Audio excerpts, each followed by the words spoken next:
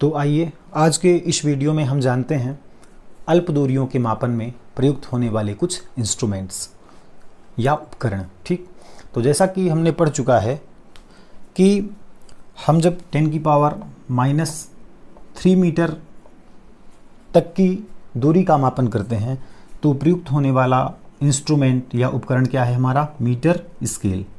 Okay, इसके बारे में हमने पढ़ चुका है। जिसको हम सेंटीमीटर में बदलें तो हम 0.1 सेंटीमीटर तक की डिस्टेंस का मापन करते हैं। ठीक, इसके बाद हमने देखा कि 10 की पावर -4 मीटर तक की दूरी का मापन करना है तो उसके लिए हम वर्नियर कैलीपर्स नामक उपकरण का उपयोग करते हैं। इस उपकरण से हम 10 की पावर -4 मीटर या 0.01 सेंटीमीटर तक की दूरी का मापन करते हैं।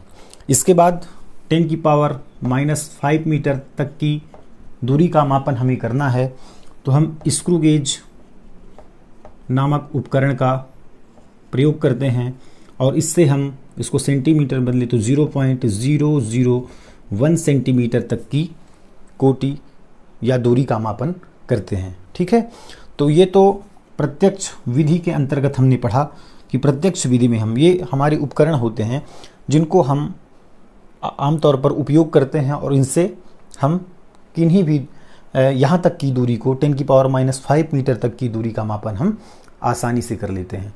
अब बात आती है 10 की पावर -5 मीटर से कम दूरियों के मापन की। तो इससे कम की दूरियों में प्रयुक्त होने वाला जो इंस्ट्रूमेंट है वह है प्रकाशिक सूक्ष्मदर्शी, है ना। इससे हम 10 की पावर -6 मीटर की कोटि के आकार वाले कणों का मापन करते हैं या मापन किया जा सकता है। तो प्रकाशिक सूक्ष्मदर्शी की सहायता से 10 की पावर -6 मीटर की कोटि के आकार वाले कणों का मापन किया जाता है। फिर इसके बाद आता है इलेक्ट्रॉनिक सूक्ष्मदर्शी। तो इलेक्ट्रॉनिक सूक्ष्मदर्शी की सहायता से 10 की पावर -10 मीटर तक की कोटि के आकार वाले कणों का मापन किया जाता है। ठीक है, ये चूंकि बहुत कम दूरियां होती हैं, 10 की पावर -5 से भी कम की दूरियां, मतलब बहुत छोटी दूरियां हैं, तो इलेक्ट्रॉन सूक्ष्मदर्शी की सहायता से 10 की पावर -10 मीटर तक की कोटि के आकार वाले कणों का मापन किया जाता है। और 10 की पावर -10 मीटर से भी कम की दूरी के आकार 10 की पावर -10 मीटर से भी कम की कोटि के आकार वाले कणों का मापन यदि किया जाए तो उसके लिए आणविक परत विधि का उपयोग किया जाता है। ठीक है, आणविक परत विधि की सहायता से हम 10 की पावर -10 मीटर से कम की कोटि के आकार वाले कणों का मापन करते हैं। ओके, तो हमने जैसा कि पहले भी देख चुका था, हमने लंबाई मापन की 2 विधियां देखी थी, प्रत्यक्ष विधि और अप्रत्यक्ष विधि। प्रत्यक्ष विधि में हम ऐसे उपकरण होते हैं हमारे पास जिनसे हम डायरेक्ट मेजर कर लेते हैं किन्हीं भी दूरियों का, और अप्रत्यक्ष विधि में हम आकाश पर स्थित किसी तारे की दूरी मापते हैं, है ना। और इससे भी कम की दूरियों का मापन हम इन उपकरणों से करते हैं, प्रकाशिक सूक्ष्मदर्शी, है ना, और इलेक्ट्रॉन सूक्ष्मदर्शी तथा आणविक परत विधि से। ओके, ये था अल्प दूरियों के मापन में प्रयुक्त होने वाले इंस्ट्रूमेंट। ओके,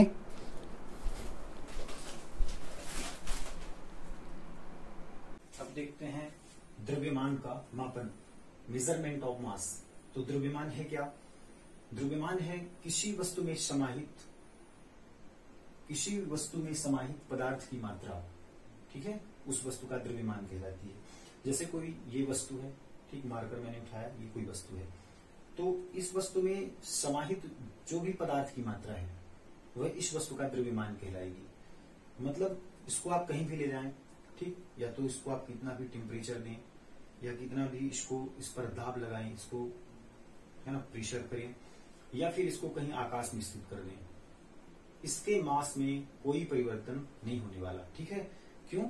क्योंकि यह पदार्थ की मात्रा से संबंधित है। यह इस वस्तु में जितनी पदार्थ की मात्रा है यह उससे इसका रिलेशन है। ठीक है, पदार्थ की मात्रा से। तो किसी वस्तु में समाहित पदार्थ की मात्रा को उस वस्तु का द्रव्यमान कहते हैं, और यह किसी वस्तु का एक मौलिक गुण होता है। ठीक है, चाहे वह व्यक्ति हो या फिर कोई निर्जीव या सजीव, कुछ भी हो सकता है, यह वस्तु का एक मौलिक गुण होता है। ठीक, अब चूंकि द्रव्यमान तो एक निश्चित होता है कि किसी भी वस्तु या किसी भी व्यक्ति का द्रव्यमान इतना है, ठीक है। अब वह द्रव्यमान बदलने वाला नहीं, या तो आप आकाश पर या तो चांद पर चले जाएं, ठीक है, या किसी और ग्रह में या पृथ्वी पर कहीं भी चले जाएं, द्रव्यमान नहीं बदलता है। बदलता है तो क्या, भार बदलता है, ठीक है। आगे आप पढ़ेंगे द्रव्यमान और भार। तो बदलता भार है। भार क्यों बदलता है? क्योंकि हमारा जो वेट है, ठीक है ना, हमारा जो द्रव्यमान है, तो द्रव्यमान हम किसी न किसी ग्रह के ऊपर खड़े हैं, ठीक है, किसी ग्रह के ऊपर हम खड़े हैं, तो वह ग्रह क्या करता है, हम पर गुरुत्वाकर्षण बल लगाती है। तो किसी ग्रह का गुरुत्वाकर्षण बल जितना अधिक होता है तो उस वस्तु या मनुष्य का भार उतना ही अधिक होता है, और यदि ग्रह का ग्रेविटेशनल फोर्स कम है तो भार कम हो जाता है, ठीक है। लेकिन द्रव्यमान में कोई चेंजिंग नहीं होती, द्रव्यमान उतना ही होता है, ठीक है। तो किसी वस्तु में समाहित पदार्थ की मात्रा को उस वस्तु का द्रव्यमान कहते हैं, और यह किसी वस्तु का एक मौलिक गुण होता है। यह वस्तु के ताप, दाब एवं आकाश में उसकी स्थिति पर निर्भर नहीं करता, ठीक है। इसका एसआई मात्रक किलोग्राम है, इसका संकेत है स्मॉल केजी। वैसे हमने पहले ही पढ़ चुका है, ठीक है। ये कैसी राशियां हैं? द्रव्यमान मूल राशि है, ठीक है। मूल राशि व्युत्पन्न राशि में पढ़ी थी, तो ये मूल राशियों के अंतर्गत आता है द्रव्यमान, ठीक है।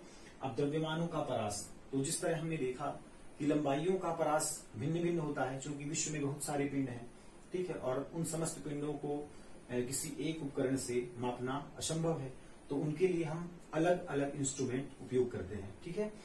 उसी तरह द्रव्यमान होते हैं। द्रव्यमानों का जो परास होता है या द्रव्यमानों का जो क्षेत्र होता है, तो ये भी बहुत छोटे कण से शुरुआत होकर के और ये विश्व के द्रव्यमान तक इसका परास होता है ना।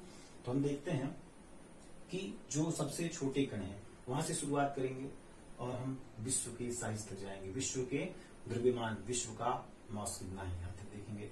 तो सबसे छोटा कण होता है इलेक्ट्रॉन, है ना, सबसे कम भार वाला कण इलेक्ट्रॉन। इलेक्ट्रॉन का द्रव्यमान कितना है? 10⁻31 किलोग्राम, जो कि बहुत कम भार का है, बहुत कम द्रव्यमान का है, ठीक है। प्रोटॉन या न्यूट्रॉन का द्रव्यमान है 10⁻27 किलोग्राम। सेल का द्रव्यमान है 10⁻10 किलोग्राम। धूल के कण का द्रव्यमान है 10⁻9 किलोग्राम। मच्छर का द्रव्यमान है 10⁻5 केजी। मेढक का 10⁻1 केजी। मनुष्य का 10⁻2 है ना केजी। चंद्रमा का 10⁻23 केजी। इसी तरह पृथ्वी का द्रव्यमान है 10⁻25 केजी। सूर्य का द्रव्यमान 10⁻30 केजी। आकाश गंगा का द्रव्यमान 10⁻41 केजी। विश्व का द्रव्यमान 10⁻55 या 10⁻55 किलोग्राम, है ना। हमने देखा कि एक छोटे से कण का द्रव्यमान 10⁻31 केजी है और पूरे विश्व का द्रव्यमान है 10⁻55 केजी, है ना। तो इस प्रकार से हम द्रव्यमानों के परास का अध्ययन करते हैं कि द्रव्यमानों का जो परास है वह बहुत छोटे कण से शुरुआत होकर के बहुत बड़ी साइज तक, बहुत बड़ी साइज का हम मास निकालते हैं, है ना। तो इस तरह से द्रव्यमानों के परिमाण की कोटियां हमने जानी, ठीक है। अब आगे देखते हैं इनके इंस्ट्रूमेंट, ओके। अब देखते हैं द्रव्यमानों का मात्रक, है ना। तो चूंकि हम जब द्रव्यमान का मापन करते हैं तो हमें मात्रक की आवश्यकता होती है। कभी हम बहुत छोटे द्रव्यमान का मापन कर रहे होते हैं, तो कभी हम बहुत बड़े द्रव्यमान का मापन कर रहे होते हैं, तो इनके लिए यूनिट्स बनाई गई है। तो पहले हम देखते हैं कि छोटे द्रव्यमान हेतु मापन। तो पहला है परमाणु द्रव्यमान मात्रक, एटॉमिक मास यूनिट, है ना। तो इस मात्रक का उपयोग हम परमाणु या नाभिक के द्रव्यमान के मापन में करते हैं। परमाणु या द्रव्यमान के नाभिक, परमाणु या नाभिक का जब द्रव्यमान मापा जाता है ना, तो हम इस मात्रक से मापते हैं, परमाणु द्रव्यमान मात्रक से। और इसका संकेत स्मॉल यू है, इसे AMU से भी लिखते हैं। एक AMU या एक U इक्वल होता है 1.66 × 10⁻27 किलोग्राम, ठीक है। यह द्रव्यमान का बहुत छोटा मात्रक है, परमाणु द्रव्यमान मात्रक। दूसरा है 1 ग्राम, ठीक, जिसको आपने सुना भी होगा, ठीक है। 1 ग्राम इक्वल होता है 10⁻³ किलोग्राम, क्योंकि 1 ग्राम में 1/1000 ग्राम होता है और 1/1000 को जब ऊपर लाएंगे तो 10⁻³ में कन्वर्ट हो जाएगा, ठीक है। 1 मिलीग्राम में होता है 10⁻³ ग्राम। इसको भी किलोग्राम में कन्वर्ट करेंगे। क्यों? क्योंकि हमारे द्रव्यमान का मात्रक किलोग्राम है, एसआई मात्रक किलोग्राम है, इसलिए हमको ग्राम में कन्वर्ट करना आवश्यक है। तो 1 मिलीग्राम का कितना हो जाएगा किलोग्राम में? 10⁻⁶ किलोग्राम। ठीक, तो ये क्या है? ये छोटे द्रव्यमान के लिए मात्रक है ना। अब जब बड़े द्रव्यमान के मात्रक की बात करते हैं तो बड़े द्रव्यमान में क्या आएगा बताओ? किलोग्राम से ऊपर क्या होगा? क्विंटल होगा, क्विंटल से ऊपर क्या होगा? टन होगा ना। तो किलोग्राम तो आपको पता ही है कि 1 किलोग्राम में 1000 ग्राम होता है। ठीक है, उसके बाद आता है क्विंटल। एक क्विंटल का मान होता है 100 किलो। ठीक, जब किसी भी वस्तु की क्वांटिटी 100 किलो हो जाती है तो हम उसको 1 क्विंटल बोल देते हैं, है ना। ये मात्रक है। और 1 मीट्रिक टन बराबर 1000 किलोग्राम। ठीक, जब अब हमारी क्वांटिटी 1000 केजी की हो जाएगी तो हम उसको 1 मीट्रिक टन कहेंगे, है ना।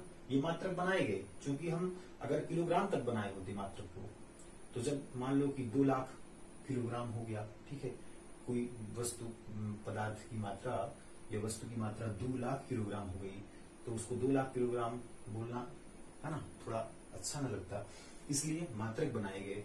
ठीक है, बड़े बड़े मात्रक बनाए गए, छोटे मात्रक भी बनाए गए। तो मीट्रिक टन में 1000 किलोग्राम हुआ।